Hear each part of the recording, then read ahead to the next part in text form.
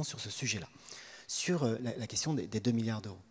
La priorité absolue, je vais essayer de le dire le plus simplement possible, c'est de répondre à l'urgence exprimée par le ministère de la Santé.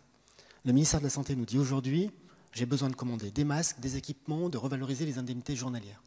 Nous débloquons 2 milliards d'euros, inscrits, cela a été dit, Madame la Présidente Rabault l'a repris après, inscrits dans les comptes sociaux, et cela aura un impact évidemment sur l'équilibre du PLFSS tel qu'il a été voté. J'entends la demande de PLFSR, je ne sais pas si nous en aurons besoin, je l'ai dit tout à l'heure, mais il est évident que nous devrons rendre des comptes, c'est le rôle du gouvernement devant le Parlement, c'est même un devoir, sur la ventilation exacte. Est-ce que ces 2 milliards d'euros prévoient des recrutements?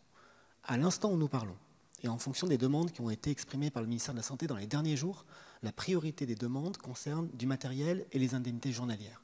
Évidemment, en fonction de l'évolution de la situation sanitaire, des besoins qui seront exprimés, s'il y a des nécessités en matière de recrutement et en tenant compte des difficultés tant de recrutement que de formation des personnels, nous saurons faire face. Mais aujourd'hui, quand je dis que nous avons concentré ces 2 milliards d'euros de commandes sur des questions de masques, d'équipements, d'indemnités journalières et pour une partie de reconnaissance du personnel hospitalier, c'est la façon que j'ai de pouvoir documenter et de répondre à vos demandes.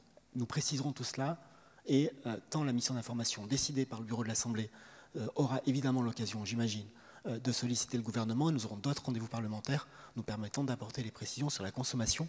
Mais comprenez, si vous me le permettez, que la situation d'urgence dans laquelle nous sommes fait que nous répondons à une demande à ce stade du ministère de la Santé et des Solidarités et j'imagine malheureusement que cette demande peut être suivie d'autres en fonction de l'évolution de la situation.